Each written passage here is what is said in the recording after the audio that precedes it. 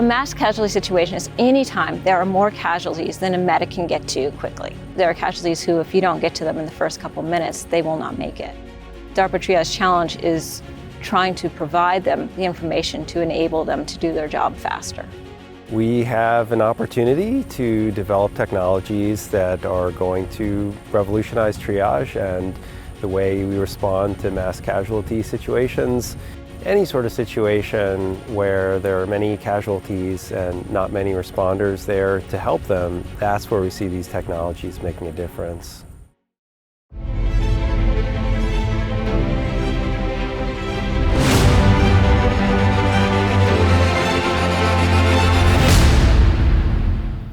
In the systems competition, we are looking at the very initial response to a mass casualty situation. So there's just been an accident or there's just been an attack. In those first few minutes, how can those systems help the responders do a better job in that situation? So some of the challenges that we were expecting coming into this was the overall scale that we were bringing into this challenge. With 3 fields, we had over 48 casualties that we were planning. We have mannequins, and that allows us to simulate some aspects of injury. We have actors who are moulaged and play a script. Creating a realistic environment is really important for both algorithm and system development. I think the most exciting part so far about Challenge Event 1 is each of the team dynamics. You have a cross-cutting computer science, engineering, robotics, autonomy, and medical all trying to work together to solve this problem, and it really has proven to be a challenge between those fields. 8 minutes out from being able to go in there, correct?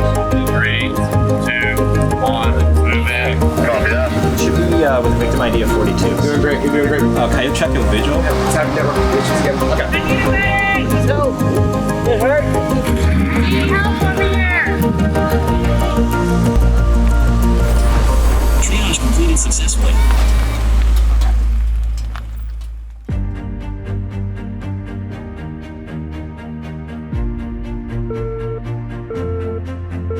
As soon as we get the green light from DARPA, we deploy both our platforms. We deploy our UGVs, we deploy our drones.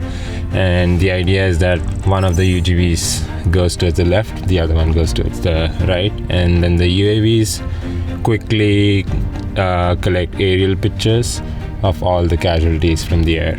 So we have 2 drones. One of them kind of goes towards the center of the course and goes higher up, so we have like an eye in the sky kind of view. The base station has this powerful computer that can like process those images and extract observations, which we use for our reports.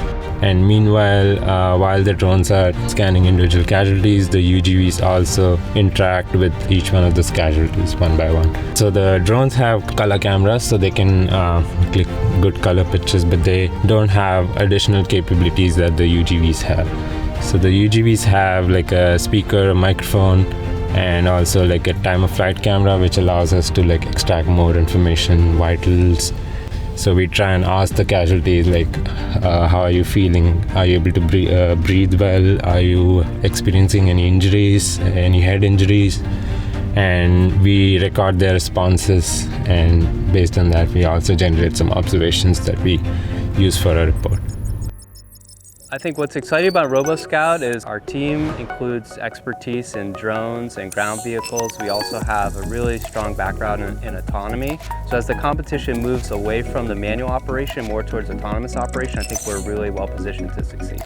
This is building and training the next cohort of researchers that are going to advance this technology even further in the future.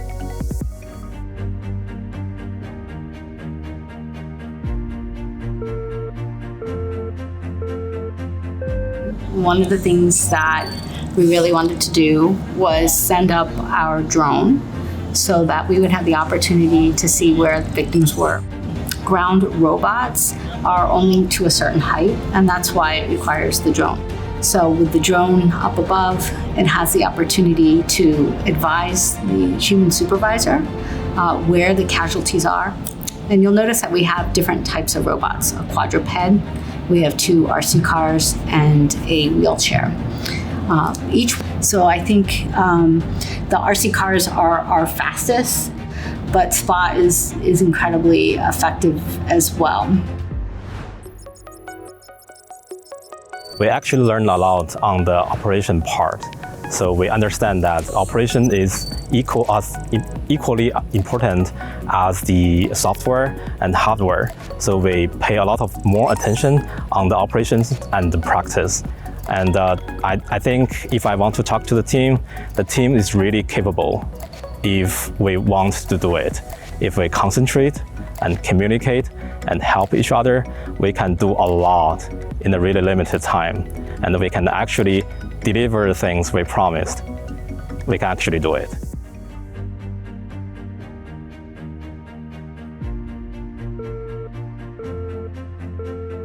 We began triaging with just one rover on the course, and then we sent in the next one in the following minutes.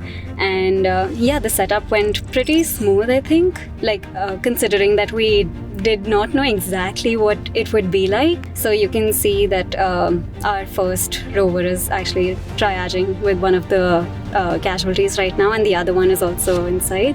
And we had a few hiccups and had to fix some bugs here and there, but it was a good first run, gave us a chance to learn about our system's capabilities and really play around with them, play around with our sensors and our models, work on our algorithms and prepare for the next one. I think we did pretty okay for the first one. Yeah, and gave us a lot of things to work on for the next one, to improve on. So consider it a run that we actually learned more from rather than a run that we actually did well. Our experience has been more than what we could have imagined, to be honest. To be here is an accomplishment itself. We never imagined actually coming to the DARPA challenge, and it's a really big thing for us because we managed to get everything together and we managed to get the resources and pool in some from us, and I hope we're able to continue that. And I'm just really proud of how we've managed to put everything together and work together as a team.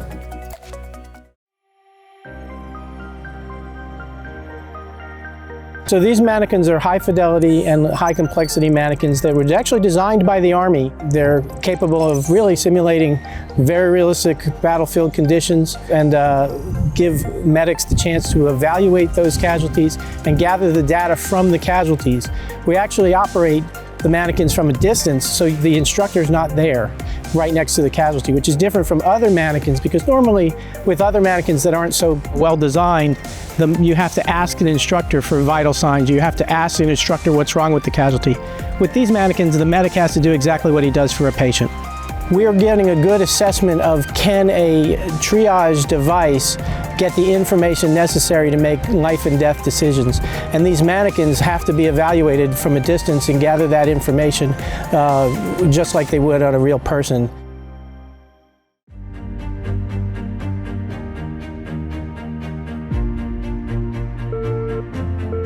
What you're looking at right here is, on the left, this is our robotic arm sort of interaction interface. This is basically a robot on top of a robot. So the yellow vehicle is meant to get the arm to the place, and then the arm is really the thing that allows us to interact with the environment. This is the purpose of our team, is you have a very challenging measurement environment here. From the pilot seat, we were up, we did the sort of reclined position, peeking in through the door, and they were able to extend it out to peek in through the front windshield. And I think we weren't able to get the points, but the idea that we could peek into a car really was a gratifying thing. I think that we learned a lot of lessons, and I feel extremely satisfied with the amount of progress that we made during the competition. We really feel motivated to field a system that makes a difference. And all the other things are sort of nice, but if interacting with other teams and giving away some secret sauce and it gets us to something that is going to work in the real world, that's to me worth the prize money.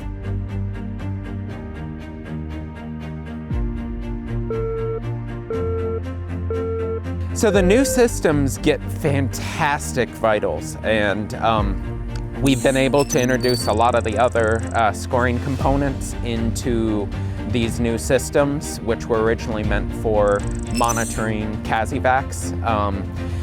In this case, we had a couple of other things added. We actually did it the right way software-wise. I think we prepared reasonably well because we knew there would be some curveball.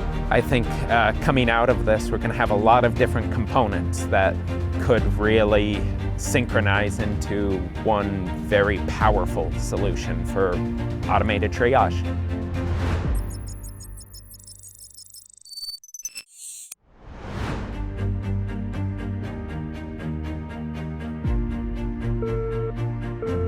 Our drone took off out of the gate really quickly. I navigated the dog immediately to the first couple of April tags. We registered them. We kind of zoomed through the entire course really quickly. You can see here, this is the vision of the dog. Our drone captured some really beautiful images, as you can see here, very clear, very concise. And so they work together, and they are not currently autonomous. We're talking to each other, but we are working on that for phase 2. So this was an incredibly successful run for us. We did our run and we hit, I think, all of our targets, which was fantastic. Anything we can do to lessen the burden on our military and our first responders is just, it's paramount.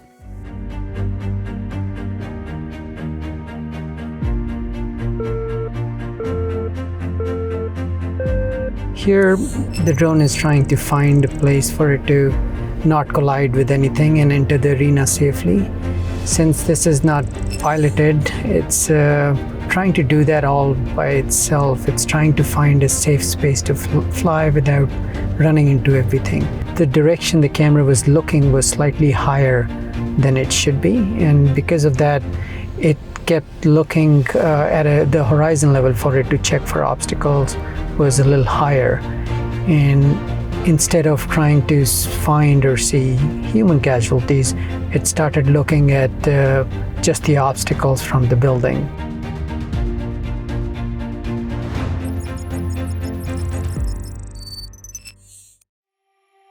So Moulage is a term that refers to medical makeup. We go a step further in their function as well. So things that bleed, things that can be treated, and respond as would on a real human being. At Tatric in our silicon lab, we've been spending a couple months molding out of clay, making injuries, making molds. An example from one of our patients on one of the courses is a live actor who has to present with an amputation. And these are an off-the-shelf model, so we had to figure out how to do that. The pump is hidden in a little backpack, so it looks like the soldier's camelback off to the side. It presents very well. We still have some plans for some, version 3.0, 4.0, lighten it up a little bit, make it a little bit more movable, hide the real arm a little bit better.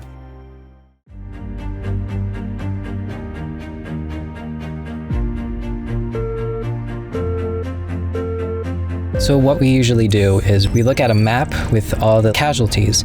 And so these two robots were sent to go back to the very back and to look at the people who are over there. So the main goal is to go to each casualty. Even though this was our best run, ironically, it was the hardest one that we did. The terrain was very hard to navigate through. We have to wait like 50 seconds for our robots to scan a person, and then it will do its reports. So before this, we never had all 5 of our robots on and maneuvering at the same time. But big surprise that they actually can operate all at once on the same network without too many problems. All the hard work that we were doing, it pays off,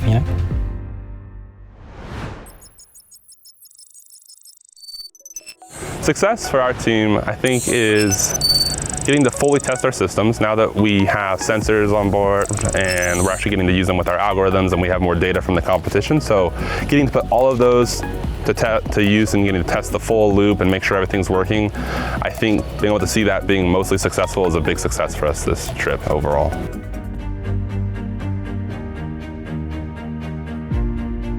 Our basic approach is we send the drone out to get an overall picture of the entire course, high and fast. Here we can see the ground robots going around. We go to each of the casualties, and we take 2 views, one from each side. First off, prompting them to remain still so we can sense their vital signs, specifically heart rate and respiration rate.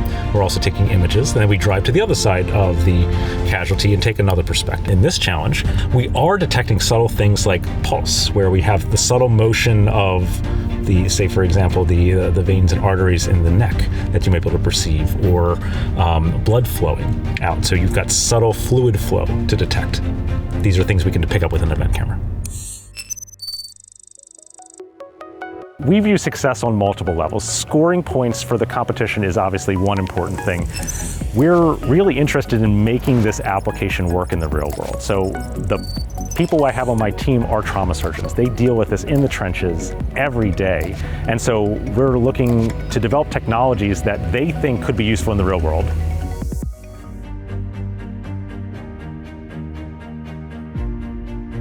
This was, I think, our most successful run in terms of scoring points. We're happy to get all the pieces together. So in this one, we've got both of our drones going, so they'll divide up the search area and each take part of it.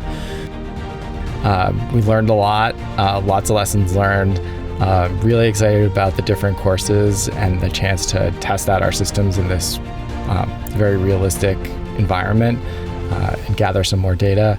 We've got a long list of things that we want to add for future years and great ideas that we want to try to implement to make the system better and learn from what we saw here and make all sorts of improvements for future years.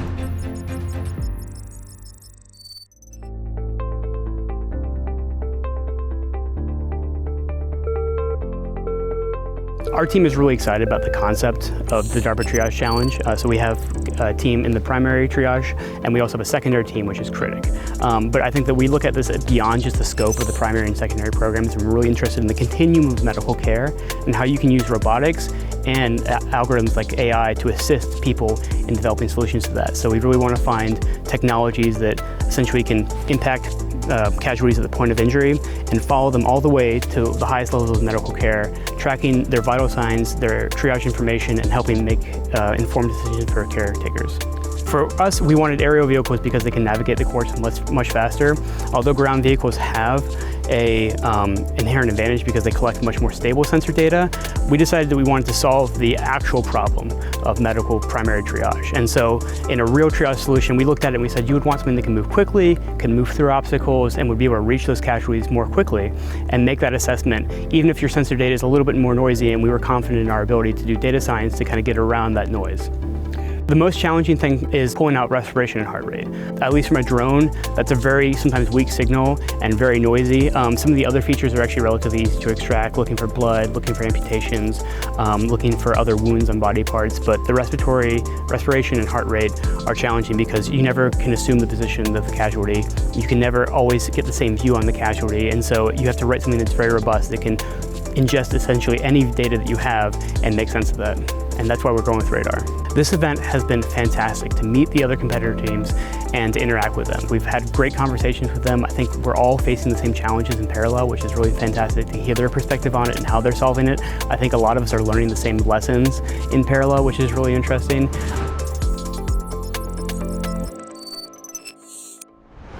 So we're just wrapping up the first year of the DARPA Triage Challenge, and we have 2 more years of competition.